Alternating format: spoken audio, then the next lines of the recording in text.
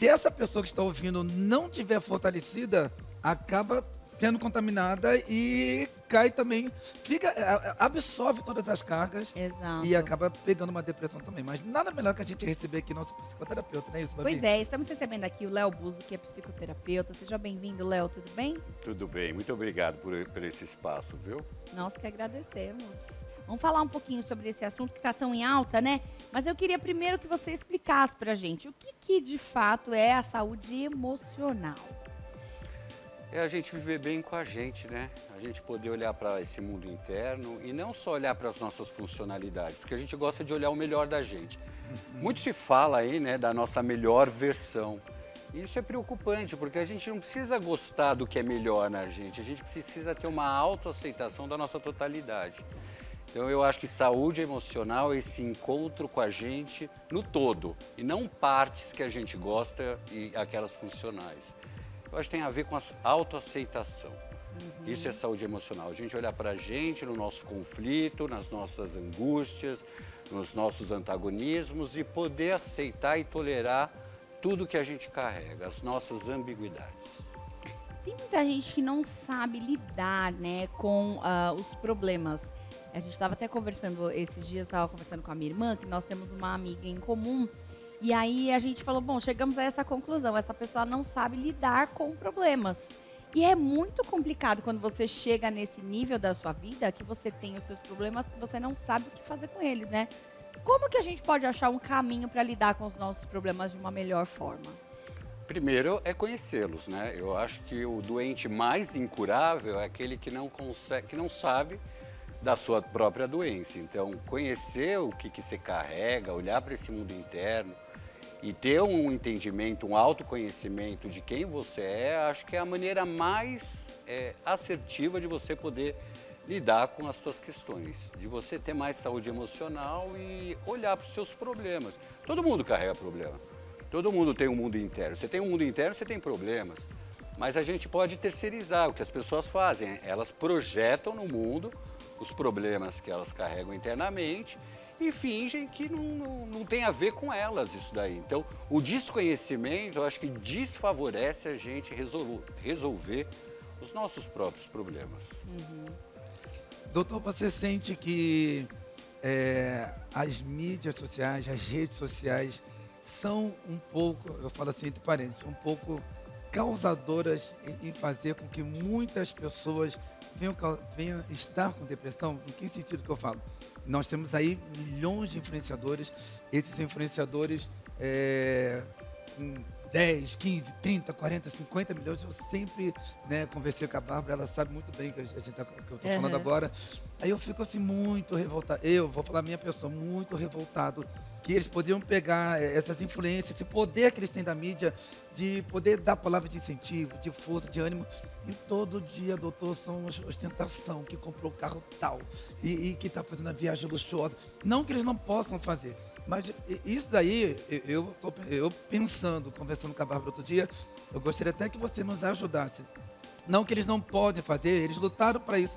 Mas você não sente que a ostentação em mídias sociais, para quem tem a mente fraca, acaba se contaminando, acaba ficando depressiva? Não sei se causa na pessoa inveja. Na minha pessoa, não. Mas eu fico assim, revoltado. Eu falei, Bárbara, pra quê, cara? Pega esse poder que ela tem, entendeu? Dá a palavra de força para as pessoas. Porque o que nós precisamos hoje é de força, ânimo, palavra de determinação. E não de ostentação. O que você sente, o que você tem para nos dar aqui nessa tarde em rede mundial?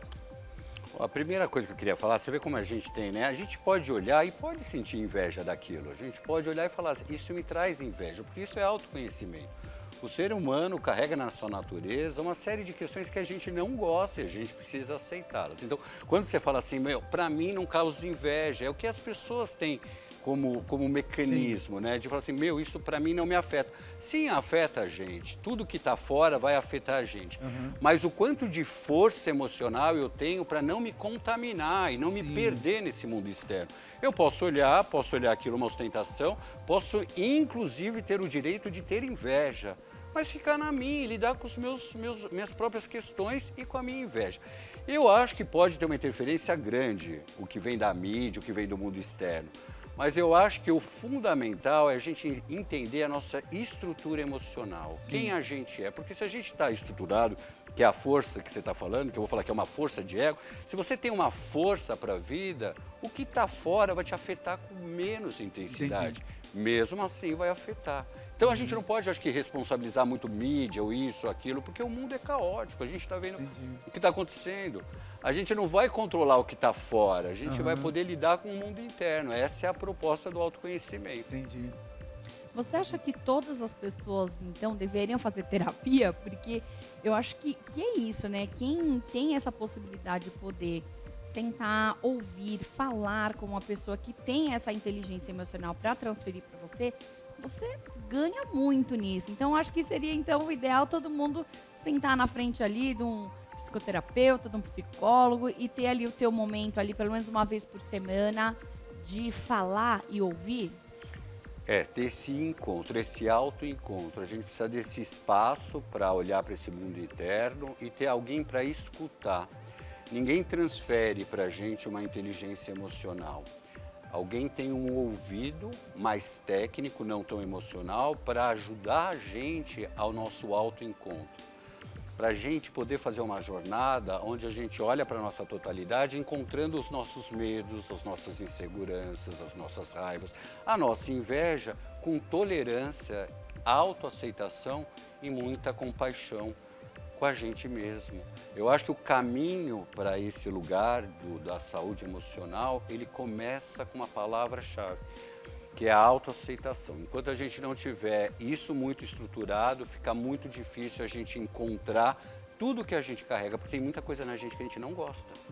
Mas a gente tem que aceitar, isso faz parte da humanidade. É que a gente fica tentando criar a melhor versão, e vocês já devem ter escutado, né?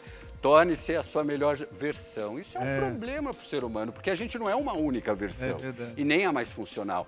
A gente é uma totalidade de versões que precisam ser aceitas. Não, e às vezes a gente pega isso aí como algo da nossa vida e a gente fala, eu não consigo me tornar a minha melhor versão. E você se frustra e você fica desesperado, porque você fala, eu faço tudo, eu leio milhões de livros, eu converso com pessoas, eu faço terapia, vou pro psiquiatra, e eu não consigo achar a minha melhor versão. Isso é muito frustrante. A frustração, acho que também é algo muito pontual pra gente falar aqui dentro dessa questão do âmbito da depressão, né, doutor? Acho que a frustração pode ser um dos pontos que leva à depressão? Não é a frustração, é a idealização. A gente idealiza algo muito funcional para o ambiente. A gente quer pertencer, a gente quer ser amado, então a gente se submete um tanto ao ambiente, perdendo a nossa espontaneidade, aquilo que a gente é em essência. Então, quando a gente perde isso, que a gente começa a idealizar o melhor da gente, a nossa melhor versão, inevitavelmente vem uma frustração, porque a gente não é aquilo. Eu acho que uma liberdade emocional, esse é um tema que eu gosto, é quando a gente pode olhar para a gente e olhar as nossas disfuncionalidades com muito carinho, entendendo que aquilo faz parte da natureza. Não para a gente ficar na passividade ali, mas para a gente poder ir ao encontro daquilo que a gente quer trabalhar na gente. Porque enquanto a gente ficar na idealização, vem uma frustração. Depressão é multifatorial, a gente não pode falar que é só frustração, mas a frustração é algo de que a gente idealizou alguma coisa que acho que não era tão a gente.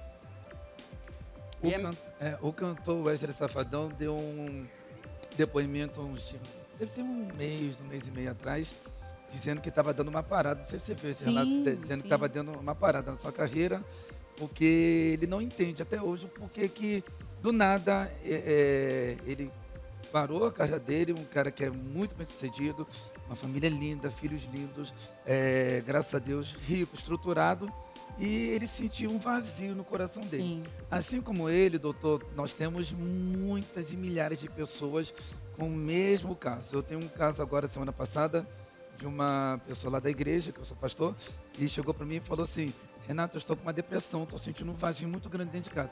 Aí eu pensei, quando eu fiquei ouvindo ela, eu falei assim, gente, mas ela é casada, tem 3 filhos, o marido bem sucedido, família linda. Aí fiquei pensando assim, como que pode uma pessoa que tem uma condição de vida, é bem sucedida e está com depressão? Como, doutor, lidar com essas pessoas com essa crise interna? Então, mas a gente precisa, então, olhar que tipo de depressão é essa, porque tem uma depressão que ela é patológica, Sim. que é um estado onde a pessoa entra e tem dificuldade, de fato, para sair daquele estado. É aquele nevoeiro que a pessoa entra numa apatia. Depressão não é tristeza, depressão é uma apatia que a pessoa perde a vontade. Mas tem uma saúde na depressão, e isso não é falado, então é uma coisa muito estigmatizada, que depressão é uma coisa ruim. Mas depressão é um momento super importante de a gente se introspectar para olhar coisas, às vezes, que não estão fazendo sentido na nossa vida. Porque a gente parece que vai para a vida, mas sem muito um sentido pessoal. A gente começa a configurar coisas que foram quase que introjetadas pelos nossos pais, pela sociedade, por aquilo que é ideal, que esperam da gente. Mas não é a gente. Então, a gente, às vezes, tirar o holofote da vida, a energia da vida, voltar essa energia para o mundo interno, é aquela depressão que eu falo que é saudável. É quando eu posso me introspectar, olhar para o meu mundo, reconhecer aquilo que faz sentido, aquilo que não faz sentido, olhar os meus conflitos, organizar, elaborar isso e voltar para a vida. Então, eu tenho um processo depressivo aqui também, um humor depressivo, mas eu volto porque eu sei fazer isso. Então, às vezes, se olhar o ambiente externo, parece tudo muito ideal e falar, por que essa pessoa está com depressão? Porque ela pode ter tudo externamente muito organizado. Mas será que aquele é o sentido pessoal de viver dessa pessoa? Porque a gente tem uma estrutura que a gente acha que é ideal para a sociedade, mas a gente pode estar muito longe daquilo que é esperado. A gente tem uma questão muito mais pessoal e própria que a gente se encontrar. Entrar num processo de introspecção, olhar para esse mundo interno e poder voltar com uma reparação para a tua vida ou para a vida dos outros, é um momento de depressão, às vezes, importante para o indivíduo. Então, não pode estigmatizar que depressão é uma coisa ruim. Tem saúde na depressão, é que nem todo mundo consegue se introspectar e elaborar os seus conteúdos internos, seus conflitos, sua culpa do que fez e não gostaria de ter feito, ou culpa do que não fez, mas gostaria de ter feito, elaborar suas questões para voltar ao mundo e poder reparar, tanto para a sua vida quanto para a vida das pessoas e da sociedade. E é aquilo também, né? O nosso cérebro, ele não quer ter trabalho, né? Ele não quer debater com a gente nada. Então ele fala, o que é melhor? Ah, fica aí deitado, quieto, fica aí, se isola, fica, né? Primeira coisa que ele faz. Primeira coisa. Então, é aquilo. Então, você precisa ter essa força de vontade que a gente fala, nesse sentido, para poder sair da zona de conforto. Porque senão, é claro, é muito melhor você se isolar e viver ali. Eu tenho esse estigma e acabou. Né? Eu acho que não é fácil, não é, já passei por isso também, mas só depende de quem está vivendo isso para sair disso. Não tem, gente. Claro que tem que ter ajuda, muitas vezes sozinho não dá, né? Assim, o Renato passou, já passei. Com ajuda a gente consegue muito melhor, muito mais fácil, né? Mas tem tantos caminhos hoje. Mas eu queria que você me falasse alguns sintomas da depressão, que eu acho que às vezes a pessoa nem sabe que tem, ou então acha que tem, e aí fala, não, mas não tem nada desses sintomas, estão falando que eu tô com depressão. Fala para mim dos sintomas um pouquinho, Tem vários sintomas, mas particularmente aquele que pode mostrar para a gente que é um quadro depressivo é a falta de energia. A pessoa perde a vontade de fazer coisas que ela gostava de fazer e coisas às vezes muito simples, por exemplo, escovar o dente, tomar banho. Aquela energia que estava para a vida compartilhada, que estava lá realizando, ela sai da vida, é como se tirasse o holofote e o holofote viesse para o mundo interno. Então, a energia sai de lá e vem para dentro. Então, a energia fica estagnada, ela não tem energia para o viver. Então, não é uma tristeza, porque tristeza ainda a gente tem uma energia para fazer as coisas. A depressão é uma apatia que meio que te rouba a energia da vida que você está tendo para voltar para si, para você olhar para alguma coisa. Então, esse mecanismo também tem um mecanismo de saúde aqui, né? A gente precisa entender e não lutar contra, e também não se autorresponsabilizar, como a gente estava falando aqui. Tá. Porque parece que o indivíduo ele é autorresponsável, que é assim, mas para ele chegar numa depressão patológica, a gente precisa encontrar a história desse indivíduo.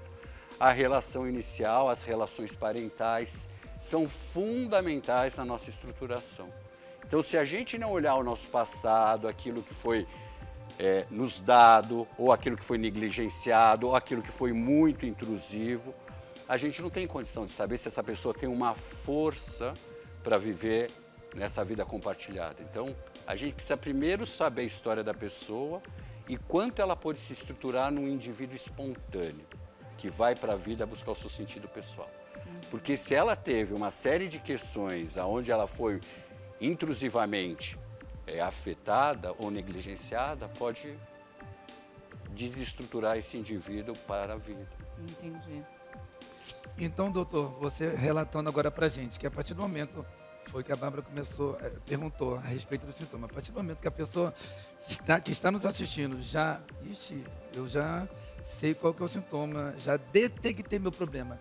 Ela, a partir desse momento agora, nessa tarde, amanhã ela já tem que procurar uma ajuda, um psicoterapeuta, no caso é a tua pessoa, um psicólogo, para poder já resolver o problema dela.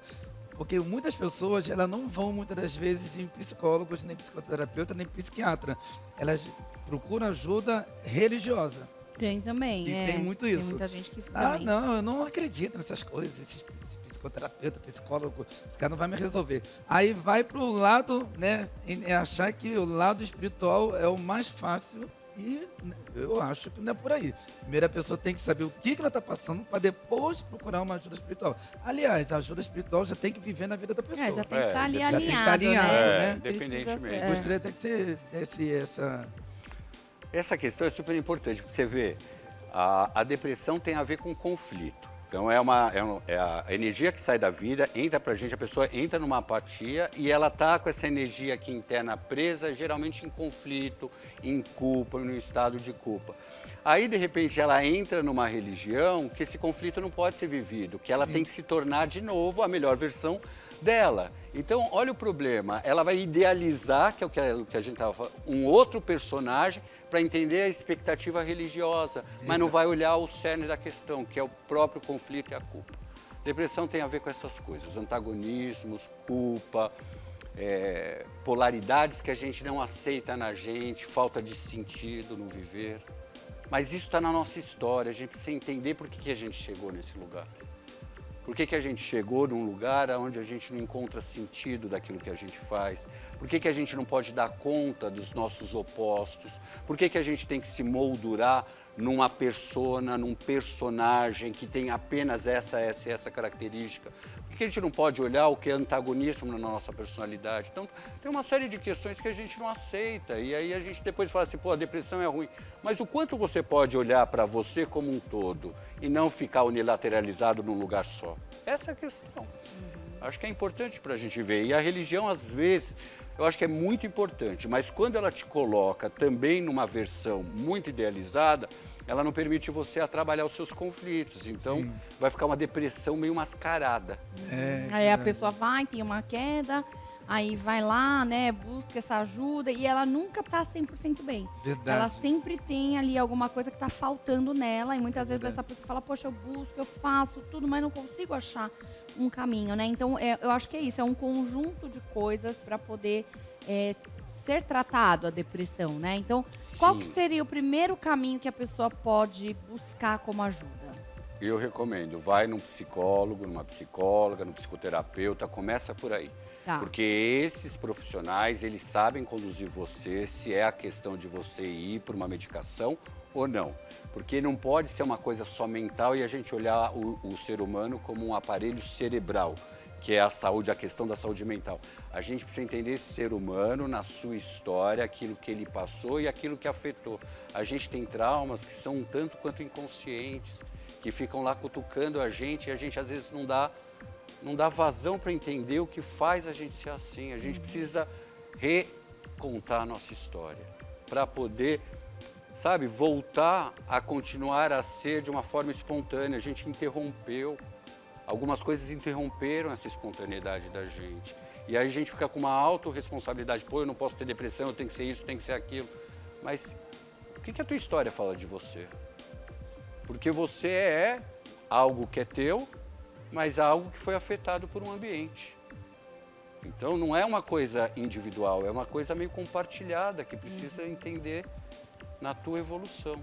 no Às teu vezes a desenvolvimento pessoa emocional. vive num ambiente super tóxico, às vezes no Doutor, falou algo trabalho, interessantíssimo né? agora. Então, às vezes no Interessante. trabalho, às vezes dentro de casa, né? A pessoa tá ali passando por um relacionamento que o marido só fala pra ela, ah, você tá feia, você tá gorda, você tá estranha, você tá isso, você tá velha. Tem muita coisa. E a mulher vai enchendo aquilo que ela ouve dentro daquele relacionamento e ela foi ensinada que ela precisa ali o tempo todo tá, não, tudo bem, eu vou melhorar, eu vou fazer. Então, se cobrando, aquilo vira uma culpa, aquilo vira uma frustração, ela nunca consegue estar na sua melhor versão.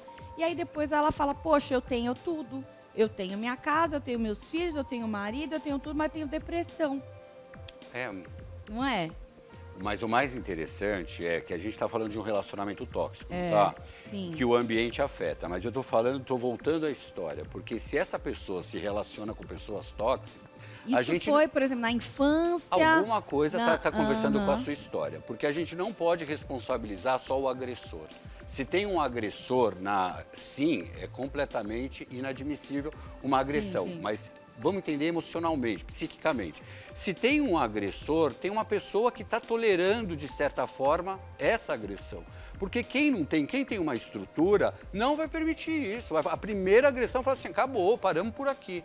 Então, se tem uma tolerância para esse lugar, a gente está falando de uma estrutura emocional frágil. Então, não dá para só culpar o agressor. Não estou diminuindo a responsabilidade dele. Sim. Mas alguém que se mantém num relacionamento como esse, tem pouca força Às vezes a gente emocional, até vê, por exemplo, a mãe passou isso, aí a filha Filha tá passando. passa A isso. história- Aí, tem muito isso também, né? E às vezes a pessoa, ou então aquela mulher que ela fala, ai, eu tenho um dedo podre pra escolher homem, por exemplo. Tem isso. Tem. Todo cara que eu escolho é ruim. Aí você vê que ela fica repetindo, ela fica num ciclo. Verdade. Ela não consegue Vicioso. sair desse ciclo. Isso também tem a ver com essa questão da saúde emocional, da saúde mental, de buscar quebrar esse ciclo? Tem a ver mas olha que interessante, tem a ver com a nossa história, né, esses modelos de relacionamento. Muitas vezes a gente está se relacionando com falhas do nosso passado nas primeiras relações, a gente está buscando alguma coisa que a gente não teve.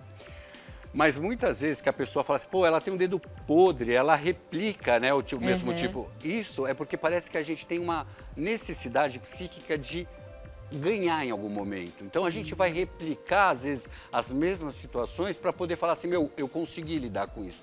Então não é uma coisa que a gente faz de autopunição. O cara fala, pô, de novo você está no mesmo tipo de relacionamento. Mas Você parece nem que percebe? mas é que tem uma tendência meio que natural, meio psíquica de a gente falar, bom, tá na hora de eu resolver. Então, até eu resolver, eu vou replicando. E como que eu resolvo isso? Não é no relacionamento, é na terapia.